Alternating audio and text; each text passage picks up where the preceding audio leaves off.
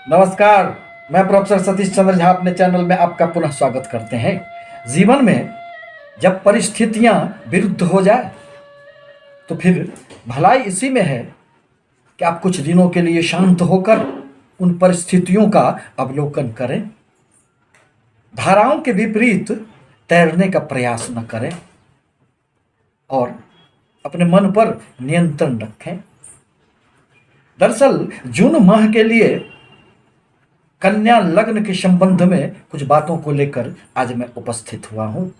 आप इसे अपने लग्न के आधार पर देखने का प्रयास करें और यदि आपको अपना लग्न पता न हो तो फिर जन्म राशि चंद्र राशि के आधार पर भी इसे देख और समझ सकते हैं। यह दरअसल कन्या लग्न की जून माह की गोचर की कुंडली है। एक तो आपके जन्म कुंडली होते हैं और दूसरे यह गोचरीय कुंडली होते हैं, जिसमें प्रत्येक ग्रह एक राशि से दूसरे राशि में संचरण करते रहते हैं और उसी के अनुरूप आपको भी फल प्राप्त होता है। यह भी देखना आवश्यक होता है कि आपके जन्म कुंडली में किन ग्रहों की दशा, अंतरदशा, प्रत्यंतर दशा चल रहे हैं, कौन से ग्रह आपके उच्च के हैं, कौन से स्वगृही हैं। फिर इन दोनों कुंडलियों के आधार पर ही जीवन की कुछ बातें निश्चित होती है, तय होते हैं और भविष्य का निर्धारण होता है। अब जहां तक कन्या राशि अथवा कन्या लग्न के जातकों का प्रश्न है तो आपके राशि के स्वामी, आपके लग्न के स्वामी बुधदेव बनते हैं, जो माह के प्रारंभ में आपके भाग्य स्थान में विद्यमान है।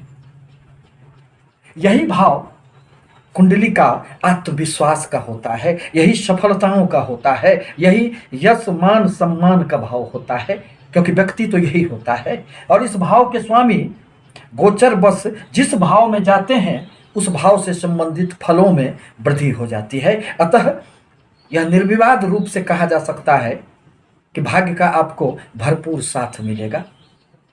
और कहा भी गया है ज्योतिष ग्रंथों में कि भाग्यं फलति सर्वत्र न विद्या न च पौरुखम।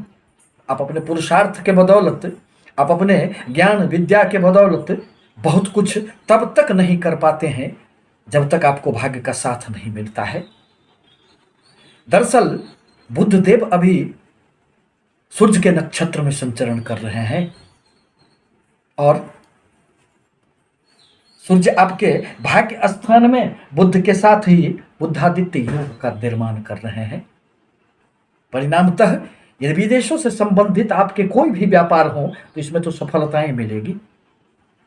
कर्म क्षेत्र में आपको खूब उन्नति होंगे।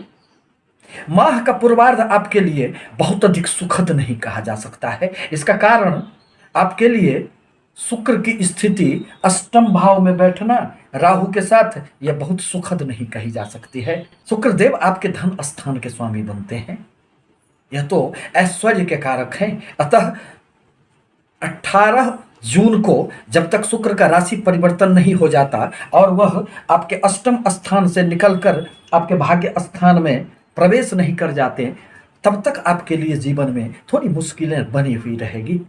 आपके इलेक्ट्रॉनिक सामानों, मोबाइल, टीवी, ऐश्वर्य के संसाधनों में कुछ न कुछ परेशानियां भी उत्पन्न हो सकती है। धन के लिए भी थोड़ी मुश्किलों का सामना करना पड़ सकता है। सूर्य देव का भी राशि परिवर्तन होगा और वह 15 जून को आपके भाग्य स्थान से निकलकर आपके कर्म क्षेत्र में प्रवेश कर जाएंगे। आपके कर्म क्षेत्र में 15 जून के बाद खूब उन्नति होंगे, क्योंकि सूर्य देव जब भी कर्म क्षेत्र में प्रवेश करते हैं तो अतिरिक्त सफलता देने का प्रयास करते हैं। यह तो प्रकाश के देवता हैं, अतः बाहरी स्थानों से भी आपको लाभ होंगे। आपको यदि किसी भी प्रकार के पद प्रमोशन रुके हुए हैं तो उसमें निश्चित रूप से कुछ न कुछ सफलताएं मिलेगी। परंतु 4 जून को शनिदेव बकरी होने जा रहे हैं, फलतः वह आपके 6ठे भाव में रहकर आपके पंचम विद्या बुद्धि त्रिकोण स्थान की तरफ उनका प्रस्थान होगा। अतः नौकरी के लिए यह स्थिति संघर्षपूर्ण रह सकती है। कुछ व्यक्तियों को जहां नौकरी छूटने की भी संभावनाएं बनेंगी, अतः इस पर भी ध्यान देना आवश्यक होगा। आपके व्यापार भाव के स्वामी देवगुरु बृहस्पति बनते हैं और यही तो भूमि भवन वाहन आदि के भी स्वामी हैं। अतः स्वगृही देवगुरु बृहस्पति आपके सप्तम स्थान में बैठकर हंस नामक राजयोग का निर्माण कर रहे हैं, जिसके परिणाम स्वरूप आपको अपने कर्म के बदौलत अपने व्यापार में आशातीत सफलताएं प्राप्त होगी। आप खूब उन्नति को प्राप्त करेंगे और अपने व्यापार के कारण आपको यश प्रतिष्ठा मान सम्मान की भी प्राप्ति होगी। इस महीने निश्चित रूप से भूमि भवन वाहन का लाभ होगा। आप यदि घर खरीदना चाहते हैं, भूमि लेना चाहते हैं, तो यही समय आपके लिए निश्चित रूप से सुखद रह सकती है। मंगल देव भी आपके सप्तम स्थान में विद्यमान है, अतः थोड़े से दाम्पत्य जीवन में कुछ कटुता बनी हुई रह सकती है।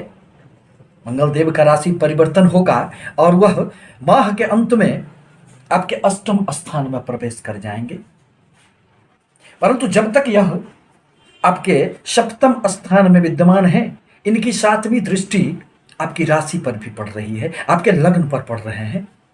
परिणामतः आपको अपने क्रोध पर नियंत्रण रखने की आवश्यकता पड़ेगी। आपके कर्म क्षेत्र में जून माह में खूब सफलताएं प्राप्त होगी। आपके व्यापार में भी उन्नति होंगे। अब जहां तक छात्रों के लिए शिक्षा का प्रश्न है, तो आपके शिक्षा भाव के स्वामी शनि देव बनते हैं, जो वक्रगत अवस्था में 4 जून को आने के बाद थोड़ी सी आपका कंसंट्रेशन नहीं बनने देंगे। संतानों से संबंधित भी आपके कुछ न कुछ परेशानियां उत्पन्न हो सकती है, अतः इस पर भी आपको ध्यान रखने की आवश्यकता पड़ेगी। जो तो शनि देव छठे स्थान में बैठकर आपको अनेक प्रकार से सफलताएं देने का कार्य करते हैं, परंतु वह तो अब वक्रगत अवस्था में आ जाएंगे। अब जहां तक आपके लाभ का प्रश्न है, तो देवगुरु बृहस्पति स्वगृही बैठकर अपने पंचम दृष्टि से आपके लाभ भाव को देख रहे हैं, अतः आकस्मिक लाभ आपको खूब होंगे। हर प्रकार के लाभ की संभावनाओं को बल प्रदान होगा। बुध देव जैसे ही चंद्रमा के नक्षत्र में प्रवेश करेंगे, फिर आपको अनेक स्रोतों से लाभ की संभावनाएं निश्चित रूप से बनेंगे, परंतु दो ग्रहों की अष्टम स्थान में स्थिति, शुक्र एवं राहु की स्थिति बहुत अधिक सुखद नहीं कही जा सकती है।